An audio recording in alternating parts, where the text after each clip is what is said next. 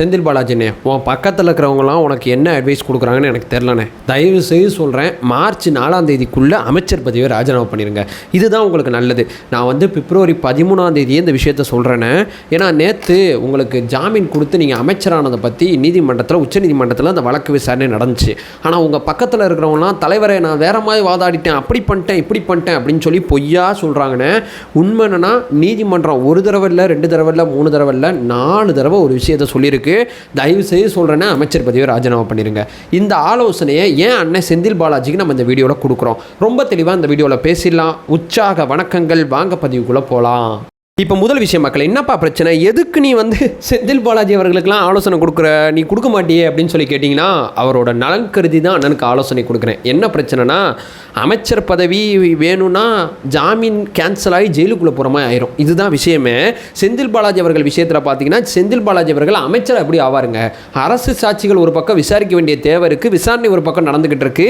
ஜாமீன் கொடுத்த வரைக்கும் ஓகே. ஜாமீன் கொடுத்த மறுநாளே பார்த்தீங்கன்னா செந்தில் பாலாஜி அவர்கள் அமைச்சராக அழகு பார்த்தாரு முதலமைச்சர் மு.க. ஸ்டாலின் அவர்கள். இதுதான் இப்போ செந்தில் பாலாஜி அவர்களுக்கு சிக்கலாக இருக்கு.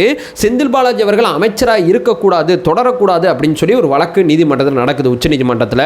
போன வழக்கு விசாரணையில் செந்தில் பாலாஜியால் பாதிக்கப்பட்டவங்க யார் யார் அப்படிங்கிற கேள்வி கேட்டிருந்தாங்க. செந்தில் பாலாஜி சம்பந்தப்பட்ட விஷயத்தில் அரசு சாட்சிகள் எத்தனை பேர் அப்படிங்கிற ஒரு கேள்வியை போன வழக்கு விசாரணையில் நீதிமன்றம் கேட்டிருந்தாங்க. நேற்றைய தினம் பார்த்தீங்கன்னா இந்த வழக்கு மறுபடியும் விசாரணைக்கு வருது. மறுபடியும் விசாரணையில் பார்த்தீங்கன்னா நீதிமன்றத்தில் ஒரு விஷயத்தை ரொம்ப தெளிவாக சொல்கிறாங்க. என்ன சொல்கிறாங்கன்னா, சார் மொத்தமாக 222 பேர் வந்து பெரிய லெவலில் பாதிக்கப்பட்டிருக்காங்க சார். இதில் அரசு தரப்பு சாட்சியாக மட்டும் 212 பேர் இருக்காங்க சார் அப்படிங்கிற ஒரு விஷயத்தை நீதிமன்றத்தில் போட்டு உடைக்கிறாங்க. இந்த செந்தில் பாலாஜி அவர்கள் சம்பந்தப்பட்ட வழக்கில் பார்த்தீங்கன்னா தமிழ்நாடு அரசோட வாதமாக இதுதான் இருக்குது. எங்க 212 பேர் அரசு சாட்சியாக இருக்காங்க இந்த வழக்கில் அப்படிங்கிற ஒரு கேள்வியை நீதிமன்றம் கேட்குறாங்க. ஸோ அப்போது அமலாக்கத்துறை பார்த்தீங்கன்னா டக்குன்னு டானு உள்ள வந்து ஒரு பாயிண்டை கொடுக்குறாங்க. இதாங்க சொன்னேன், செந்தில் பாலாஜிக்கு ஜாமீன் கொடுக்காதீங்க, நீங்கள் தான் ஏதோ ரொம்ப நாள் ஜெயிலில் இருக்காரு, அதான் இருக்காரு, இதா இருக்கான்னு சொல்லி ஜாமீன் கொடுத்தீங்க. இங்கே பாருங்க, எல்லா விசாரணையில் இருக்கக்கூடிய அத்தனை பேருமே இங்கே பயப்பட்டுக்கிட்டு இருக்காங்க. ஒரு அமைச்சரை எதிர்த்து எப்படி ஒரு அரசு ஊழியர் வந்து சாட்சி சொல்லுவார்? இதெல்லாம் நடைமுறைக்கு ஒத்து வர்ற விஷயமா? தயவு செய்து சொல்கிறேன், ஜாமீனை கேன்சல் பண்ணுங்க அப்படின்னு சொல்லி அமலாக்கத்துறை பார்த்தீங்கன்னா சமயம் பார்த்து ஒரு பாயிண்டை நீதிமன்றத்தில் போடுறாங்க. இந்த பக்கம் பார்த்தீங்கன்னா செந்தில் பாலாஜி தரப்புலேருந்து என்ன பாயிண்ட் வைக்கிறாங்கன்னா, சார் அவர் சொல்கிறத கேட்டு நீங்கள் பாட்டு எல்லாம் பண்ணி போடாதீங்க, எங்காலும் கரெக்டாக விசாரணையில் ஆஜராகிட்டு இருக்காரு. எங்கே ஆஜரானாரு? அமலாக்கத்துறை மறுபடியும் வந்து அமைச்சராக பதவியேற்ற முதல் 2 நாட்கள் இவர் விசாரணைக்கு வரவே இல்லைங்க அப்படிங்கிற பாயிண்டை சொல்கிறாங்க. சார் அமைச்சர் பதவியை கூட அவர் சரியாக கவனிக்கல சார். விசாரணை, அமலாக்கத்துறை விசாரணை, நீதிமன்ற விசாரணை உடனே போயிடுறார் சார். இவருக்கும் இந்த வழக்கோட விசாரணைக்கு எந்த தொடர்பும் இல்லை, விசாரணையில் கண்ணும் கருத்துமா இருக்கார் சார் செந்தில் பாலாஜி அப்படிங்கிற பாயிண்டை நீதிமன்றத்தில் சொல்கிறாங்க.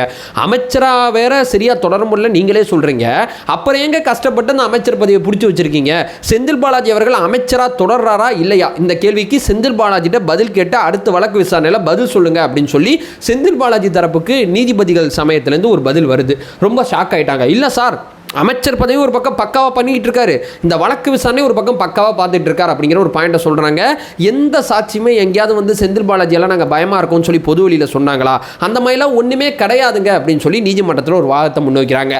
அப்போ அமலாக்கத்துறை டக்குன்னு உள்ள வந்து என்ன வாதத்தை முன்வைக்கிறாங்கன்னா, சார் தடயவியல் துறை இருக்குது பார்த்தீங்களா, செந்தில் பாலாஜி அவர்கள் ஜாமீன் கொடுக்காத முன்னாடி வரைக்கும் நீதிமன்றம் வந்தாங்க, விசாரணையில் பங்கேற்றாங்க.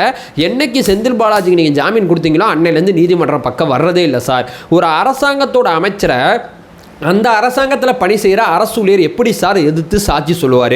212 பேர் இருக்காங்க. செந்தில் பாலாஜி அவர்கள் அமைச்சராக 2026 வரைக்கும் அவர் இருப்பாப்ல, 26 வரைக்கும் இந்த அரசு ஊழியர்கள் எப்படி செந்தில் பாலாஜி அவர்களை எதிர்த்து சாட்சி சொல்லுவாங்க அப்படிங்கிற அந்த பிரதானமான கேள்வியை செந்தில் பாலாஜி அவர்களுக்கு எதிரான வாதத்தில் மிகப்பெரிய வாதமாக முன்வைக்கிறாங்க. நீதிபதி இப்போ நான் சொல்கிற விஷயத்தை 4 தடவை கேட்டாங்க. சார் செந்தில் பாலாஜி அவர்கள் அமைச்சராக தொடர விருப்பம் இருக்கா இல்லையா சார்? 4 தடவை இந்த ஒரு கேள்வியை மட்டும் கேட்குறாங்க. இதற்கு பதில் சொல்லுங்கள் அடுத்த வழக்கு விசாரணையில் அப்படிங்கிற இந்த விஷயத்தை 4 தடவை சொல்கிறாங்க. இந்த 4 தடவையில் ஆமான்னு சொன்னீங்கன்னா ஒரு மாதிரி இந்த வழக்கு விசாரணை போகும், இல்லைன்னு சொன்னீங்கன்னா ஒரு மாதிரி போகும். ஆமான்னு மட்டும் சொன்னீங்கன்னா நாங்கள் என்ன பண்ணுவோங்கிறது உங்களுக்கு நல்லா தெரியும். செந்தில் பாலாஜி அவர்கள் விஷயத்தில் ரொம்ப நாளாக ஜெயிலுக்குள்ளே இருக்காப்புல, கிட்டத்தட்ட 1 வருஷத்துக்கு மேலே, என்ற குற்றச்சாட்டு அத்தனையுமே நிரூபிக்கப்படாமல் விசாரணை கைதியாக ஜெயிலுக்குள்ளே இருக்காப்புல. ரொம்ப நாளாக ஒருத்தர் ஜெயிலுக்குள்ளே வச்சிருக்கமே அப்படிங்கிற ஒரே காரணத்துக்காண்டி தான் செந்தில் பாலாஜியை வெளியே விட்டோம். ஆனால் அவர் அமைச்சராக பதவி ஏற்றுப்பார், அதிகாரத்துக்கு வருவார், அரசு ஊழியர்கள் சம்பந்தப்பட்ட விஷயத்தில் தலையிடுவார் போன்ற பல விஷயத்தை நாங்கள் எதிர்பார்க்கல. மறுபடியும் கேட்குறோம், செந்தில் பாலாஜி அவர்கள் அமைச்சராக தொடர விருப்பம் இருக்கா இல்லையா?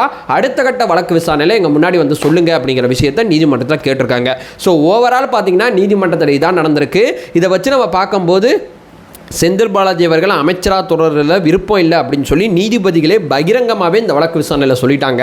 இப்போ மார்ச் 4க்குள்ளே அந்த வழக்கு விசாரணை மீண்டும் வரும். அப்போது செந்தில் பாலாஜி அவர்கள் தரப்புலேருந்து ஒன்று ஆமாங்கிற பதில் சொல்லணும், இல்லைங்கிற பதில் சொல்லணும்.